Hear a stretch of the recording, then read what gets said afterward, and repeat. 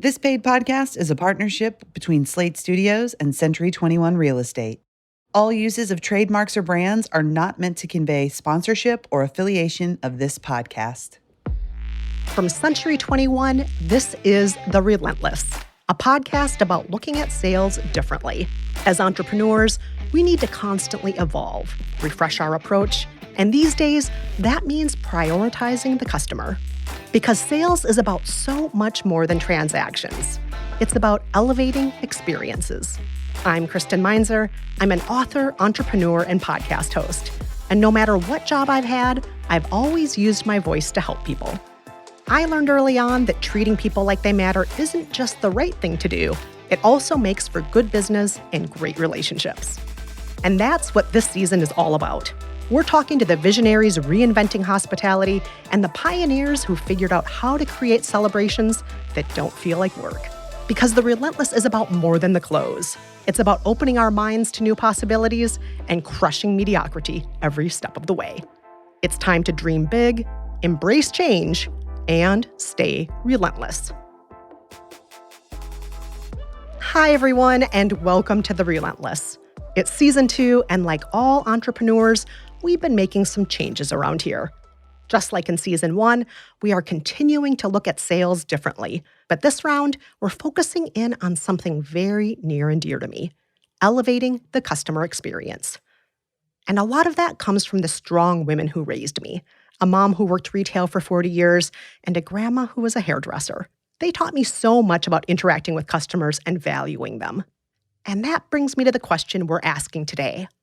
What if we applied more imagination to the way we did business? What if we could actually surprise and delight the customers we serve? A little later on the show, we'll meet someone on the ground in real estate who's doing just that. But first, you just have to go the extra step.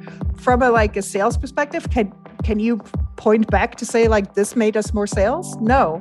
But does it delight customers? Yes. And I feel like the delight and the joy will make just the customers more loyal to you. That is Tina Roth Eisenberg.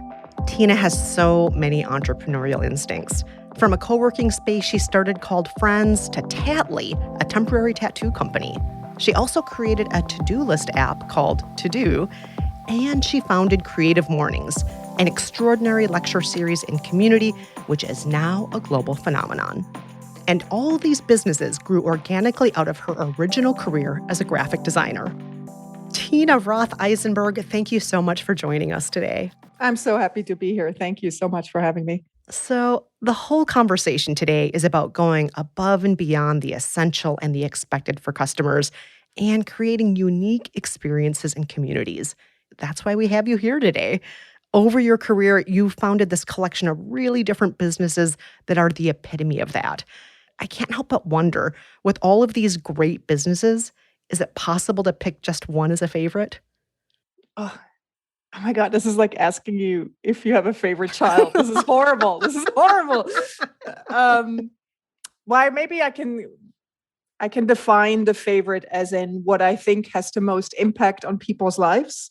And I would definitely say that is CreativeMornings and what CreativeMornings stands for in the world and who is touched by it. So I would say if I look back one day at the end of my life, I would probably say CreativeMornings is probably my legacy. And I mean, it is an outstanding, great legacy to have. But for those of us who aren't familiar with CreativeMornings, can you walk us through that? Yeah, I would love to. So CreativeMornings, I moved to New York after graduating as a graphic designer for what was supposed to be a 3-month internship from the Swiss Alps to New York. And I found an internship. It turned into a full-time job and I ended up staying. But what I was always missing was this community that I could tap into. I always thought, where are my people? Generous, creative, kind, big-hearted humans. And so basically, CreativeMornings is the community I wish existed when I moved to New York City. In 2008, I started the very first creative co-working space in New York City, not realizing that would actually change my life. And this is long before co-working spaces were prevalent as they are right now. But what I realized is that as we were all in a space together, basically, I just said, if you're in a creative space, you can be part of this co-working space. If you're part of a creative community, or business. And so we had writers, illustrators, photographers, developers, and there's absolute magic that unfolded when I was surrounded by equally entrepreneurial, driven, and creative humans. And that was sort of the starting point for me to say, wow, I have this community every day, but there's like 8 million more out there. And that's when I started opening the door. And, it's the beauty of being a designer and having a prototyping mindset. I just said, I'm going to open the door one Friday morning a month. I'm going to just have some breakfast and one person who gives a talk, and let's see what happens. And that's really the beginning of Creative Mornings. Community is something that I think a lot of us, especially during the pandemic, but just in general, I think a lot of us feel that there is a lack of community in our various fields of work. Why do you think that is? I'm a big believer that it's up to all of us to be active participants in the world. And when I hear people say there's a lack of community, then I always say, like, well, what community do you want to be part of? And just kickstart it. Just to give you an example, I moved to a new neighborhood where I didn't know anyone 5.5 years ago. And after a big life change, and it was just a bit of a new beginning. And I was just like, I came into this beautiful brownstone street in Fort Greene determined to create my neighborhood community. I call it the stoop community, where we hang on stoops. But I was very intentional about that. Like, I set myself to it to be that neighbor that gathers humans, because it doesn't take much. And I just feel like a lot of us are craving community, but we don't realize that we can actually be the spark that starts it. That is so wise. I do think that's absolutely true, that we often look around in the world and think, why isn't there this? Why isn't there this? But we can do it ourselves. Mm-hmm. Now, one thing I like in all of your endeavors that you've already mentioned is joy. And how have your businesses been actually shaped by that idea of the importance of joy? To me, I'm an extreme. I will call it a feeler. I sort of navigate the world with how things feel. And to me, I've always gravitated towards things that are joyful and loving and warm. And so I think I never thought about it in a very business strategic, let's write a business plan, let's pump joy into this business. It's more just like the idea that something is joyful or funny or giddy or would make the world a little more beautiful. Those are the projects that I intuitively just couldn't let sit on the side and not work on. So because it would, at the same time as it would make other people happy and bring joy, it also just really fueled me and kept me going. That's really interesting, because I was thinking so much in terms of what you're giving others, because you really are someone who is providing a service. When you provide that joy, when you provide that community, you're providing a service, but you're saying it also helps you to keep going.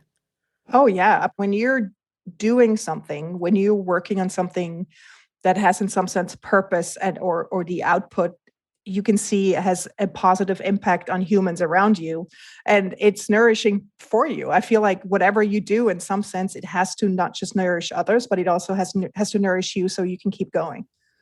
And what about your teams, though? How do you get your teams to generate that same kind of joy? Because it's not just you by yourself in these business endeavors of yours. You have teams of people working with you. How do you get them on board with that? For example, let's take Creative Mornings. Creative Mornings is an incredibly purpose-driven organization. So what I didn't explain before is that Creative Mornings, I started running it in New York City, but now we're a volunteer-based organization in 67 countries, putting on events in 223 cities every month. So every month, between 20 and 25,000 people gather. Right now it's digitally, but before it was in person. So when you tap into this energy at our events, and you kind of feel filled up by it, a lot of people just want to participate in it. So to any business owners, I feel like it's really important that you're able to sort of define the values and what your business stands for. Like, for example, we wrote a manifesto that was a game changer in how we are perceived as an organization. Like, it starts out with everyone is creative, and it ends with everyone is welcome. And writing that manifesto was one of the hardest things I have ever done. Like, putting into words that feeling of what you want your company to be seen as, what it should feel like, what it stands for. But once you can do that, you will then also attract the people that resonate with that. What about, for example, when the customers actually are paying? Because there's a different thing going on there. The generosity that you're sharing is free at Creative Mornings, but, like with Tattly, people are paying and so on. Have people come back to you and still said, I feel that generous spirit even when they're paying? Yes. So for Tattly, for example, so that's my temporary tattoo company, which I started because I was just fed up with the hideous temporary tattoos my daughter would bring home 10 years ago. It was just an insult to my Swiss aesthetics, and I just couldn't do it anymore. And when I decided, like more as a joke than anything else, to just ask my artist and illustrator friends if they want to license some really cool designs to me, the first thing I did, knowing the pain of being an illustrator and artist, that the licensing agreements, the licensing deals are really bad oftentimes. So for example, I started out with paying a higher standard than regular industry royalty to them, which we always made very clear to everyone, like we're the high end of temporary tattoos, but we are giving a generous cut to the artist of every sale. And then we said, we want to keep business in America. We're producing only in America. And this messaging kept going. And then also we made sure that there's a spark of joy and thoughtfulness and whimsy in our messaging, in our packaging. That's just what I call the extra layer of love that I put on anything I do, which I think most humans actually notice. And we get this all the time. I mean, Tattly had a really hard year last year. And when we went into lockdown, I had to learn how to ship our products, and I had to literally go in for 3.5 months, and I was the person shipping our orders. And we have this thing at the checkout. There's a little notes field where we said, once we put in a sort of a prompt, tell us your secret, your dreams, and your favorite recipes. And people sent the most thoughtful, loving notes. Like I was fulfilling orders and I was tearing up all the time because people just really expressed their gratitude for what Tattly brings to them in their life, the lightness, the joy, the celebration of art and beauty. But how do you do that? You have thousands and thousands of customers and clients. How do you conduct each of those interactions so that each individual feels special? Well, I mean, obviously you can't get to everyone individually, but what I would say is it's not just about the spreadsheet. In the end of the day, I think customers more than ever are paying attention to what is this company stand for in the world. These are all things that are becoming more and more important. In that, customers, they have power with their wallets. They vote with their wallets, and I want to support companies who stand for something good and for a better world. Has the pandemic made it harder to do that? I wouldn't say it's made it harder. I think the beauty of the pandemic is that it has accelerated decisions that should have been made or, were looming. I feel a lot of my entrepreneurial friends feel exactly the same. It has just accelerated things that were meant to happen no matter what. And also with Creative Mornings, we're the world's largest face-to-face creative community. I believe that real connections are made face-to-face and not behind the screen. This is always something I've stood for. But then here's a global pandemic that prevents you from meeting up. And you're the global face-to-face community. That is kind of like crisis mode right there. And I was a bit in denial. I was honestly frozen and like, what does this mean? And then our community, our hosts from other chapters, fearlessly jumped off a cliff and showed us HQ this can be done digitally. I remember being on in April on an event that Austin put on, and then Denver the same day. And they put on beautiful events that felt like Creative Mornings, just in a digital world.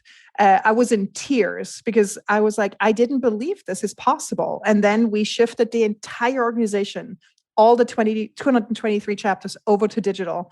And that would have not happened, would it not have been for the pandemic forcing us to really open up and like, what are the opportunities here that I probably, again, because of our story, we're the largest face-to-face community, I would have never opened up to. And I feel like it has softened me as well in terms of, I ask myself regularly now, Tina, are you not seeing beautiful opportunities in front of you because you're stuck in your own story? Mm. It sounds like it really became, rather than just an obstacle, an opportunity to reach more people. I want to Mhm. talk a little bit more about surprise and delight. Surprise and delight has come up a lot in this conversation, and it really seems to be central to your business. Mhm. How do you incorporate surprise and delight in a business setting? I mean, I can see committing to that in a birthday party setting or, in a park design setting, but how does that come into play and how do you, stick with that mindset in this world for your companies? I feel like if I were to advise someone who where this doesn't come so intuitively, I would just say whatever you have built, whatever is like your product is, your service is, and it's running and it's selling and it's fine, just take a step back and be in a really playful, fun mode with your team, maybe, and say, what can we add on to this that is just a bit surprising and silly and funny that just people wouldn't necessarily expect, and add that layer on top of it. And I do think that little extra love is what will make people so loyal to you, will make people share what they just purchased or experienced with delight. So for example, in our checkout, you can, at the end, at Tattly, you can, for $1, you can add confetti to it. Oh. It's the best selling, it's the best selling item we have. And like about maybe on the second year in, I decided to fill an entire drawer with confetti in our office. It's a very famous confetti drawer. I mean, it's really deep, but it's really big. And it's like, it's delightful to push your hand into all of that confetti. And it's become a thing. Like people write to us how they've been inspired to start their own confetti drawer. Like they love the fact that, oh, and also when you check on the box that you want the confetti and you add it to your cart, like confetti rains down on the screen. And Oh. you just have to go the extra step. They, from a sales perspective, can you point back to say like this made us more sales? No. But does it delight customers? Yes. And I feel like the delight and the joy will make just the customers more loyal to you. If they know they'll feel good if they come to your site, I mean, who doesn't want to come to your site then? You've been talking a lot about trusting your intuition with all of these things, with the confetti, with how you conduct your business, with, these little touches. Have you always trusted your intuition and has it always led you into the right place? I'm a big believer that no matter what decision you have to take in your life, if you just calm down, if you quiet your mind, if you just listen to your body, I call it, for example, I have some big stories around full body yeses, where my body literally showed me that, for example, when I was looking for an apartment, I walked into an apartment and my whole body was just literally starting to cry. And I was like, what is happening? And my body was just telling me, this is it. And ever since, I started paying more attention to what my body tells me, no matter what the business decision is or life decision. And it has helped me tremendously. One thing I really love about that story is that it's turning the tables. You know, you're not the business person here, you're the customer. So, how did that real estate agent make you feel cared for? I think she was very confused at real estate agent when she saw my reaction, and I had to explain to her as like, these are tears of joy and my body is telling me this is the right place for me. And then once I explained it to her, I think there was like, on one sense, like incredible relief because the apartment was actually on the market for quite a while. And she kept it very human. She just giving me a big smile and nodding was enough for me to be like, okay, she doesn't think I'm crazy that I'm standing here crying and telling you about my full body yes, which I don't know you. I want to go back now to your earlier life. You were a graphic designer before all of this. You're still a graphic designer, but that's your training. And now Mhm. you've launched all of these different businesses. Do you feel that your graphic design training gave you some sort of superpower with all these other entrepreneurship endeavors? Oh yeah, this is a great question. I'm so glad you're asking this because yes, I had no idea that training as a graphic designer would give me such a leg up on so many levels. But I think the most important, beyond just, for example, being able to create a brand from scratch on like weeknights, weekend nights or whatever. Like, for example, Tattly launched my temporary tattoo company, which was really just a joke than anything else. That was like a fun side project so my daughter could have fun tattoos. The second day in business, the Tate Modern shop buyer from London called me and congratulated me on the brand and asked, how long have you been? Tate Modern? Yeah. Oh my gosh. And he said, congrats on your brand. It's so beautiful. How long have you been in business? And I remember coughing into the phone, 2 days. I mean, and this is really the advantage of being a graphic designer and creating a brand from nothing, like in your free time and looking professional from the start. So that was great. But the thing that is even more important, you have a prototype mindset. And with that, I mean, you have an idea and then you sort of make this first prototype and then you test drive it with consumers or customers. And then you look at what works and what doesn't work. For example, the idea of Creative Mornings was like, I just had a hunch that people want to get together. And I said, I'm going to try in the morning because New Yorkers are always overbooked at night. And I'm just going to put some food out so people have something to gather around. And I literally prototyped it. And every event I went in and sort of looked like what works here, what doesn't work, what should I change? And I had not the feeling like that this first event needs to be it and it's perfect. No, there was a playfulness in how I showed up, knowing it's not going to be perfect, being excited about changing and adding. And again, which is how I think most designers show up in this world. You're making it all sound so doable. Do you have a little bit of advice for listeners out there who are entrepreneurs or real estate agents who want to incorporate some prototyping, some surprise and delight into their businesses for their own clients? What advice would you give them? Whatever your service or product is, put yourself into the customer's shoes. Go through that flow and just really ask yourself, how does this feel? Like, and you have to be very honest on the other side. Like, how does this feel? Like, try to come in, like I call it empty your cache, not coming from everything you know, and just really honestly look at what will make this experience warmer. Oftentimes what it comes down to is just having a slightly different perspective on things or processes that we almost don't think about anymore because they're like brushing teeth. You don't think about it anymore, but just really put your antennas out to the processes you have in place, whatever it is, and ask yourself, what layer of love can I put on top of this that will make this better? The fact that it all comes down to love for you, Tina, that is so moving, and it's something we're all capable of. It is such great advice. Tina, thank you so much for stopping by The Relentless today. I'm so happy to be here. Thank you so much for having me.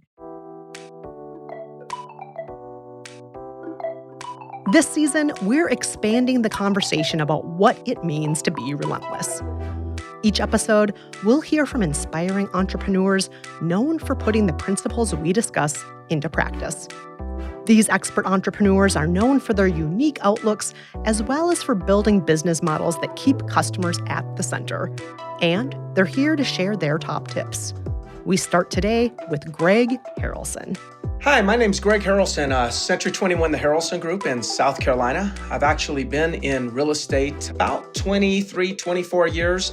Opened up my first franchises with Century 21 back in 1999. I currently run a podcast myself. It's called the Level Up Podcast, where we take agents and take them from agent to entrepreneur. Greg, hello. Thank you so much for joining me today. Well, thank you, Kristen. I'm really excited about this conversation. You've been in real estate for a long time, over 2 decades, and you started out very briefly working with your father, but you learned pretty early on you wanted your own business. I'm curious, what kept pushing you? What is behind that drive? When I got into real estate, I was really, besides working for my dad, after about a year, I started, working for myself, and him and I, started forming a team, and then we opened up a brokerage. During those times, I felt like I was building something for myself. And if I succeeded for myself. If I failed, I failed, myself. And for some reason, I started liking that. But it transitioned over the years as I started building a team. I started kind of reflecting on my years of being part of a team in sports where there was a coach and there was a player. And the player was responsible to, be the best player they could and to follow the instructions of the coach. Well, when I started a team in real estate, I was the coach. And I was really fulfilled in the area of seeing the other agents that I was mentoring or coaching, seeing them grow. That became my passion. When people ask me, Greg, well, what do you do? If you could sum it up, what do you do these days? I said, my business is developing talent. The subject of the conversations is real estate, but my real job is to develop talent. And that's what keeps me motivated. And you know what's really interesting about how you are creating that kind of service is you're doing it in ways that a lot of people may not even think as a real estate agent's job. Let's talk, for example, about your podcast. You're creating an experience for your agents and for your customers more broadly. What made you decide to do that? The early part of my career, I said, you know what? I told one of my coaches, I said, I want to change the industry in some sort of way. But I just want to, at the end of this, I want to feel like, I've had an impact on the industry. And I said, what I'm going to have to do, though, is instead of tackling it from the industry backwards, I said, I'm going to tackle it from my company outward. So if I actually focus on really developing talent within my operations, my real estate agents, then what's going to happen in the industry, at least in the local market, is other agents that have to compete against my agents are going to have to really step it up because my agents are equipped. They have additional education and practice that the normal agent doesn't have. And I told my coach, I said, look, I want to put my competition in a situation where they're going to have to choose. They're going to choose either, number one, to get out of the business because my agents are just going to beat them over and over again in presentations and win business from them, or my competition is going to have to step up and go get their own education and learn how to compete at a higher level. And that's how we transform the industry. Just one agent at a time. And it's really effective because you have so many listeners, and the listeners are your agents, your listeners are the general public, and so on. And so you're also creating an expectation in your customers to have better service. You're creating expectation and knowledge with your agents to do a better job themselves. So you're really spreading the word and sharing the knowledge in a way that is going to create a really great experience for everybody.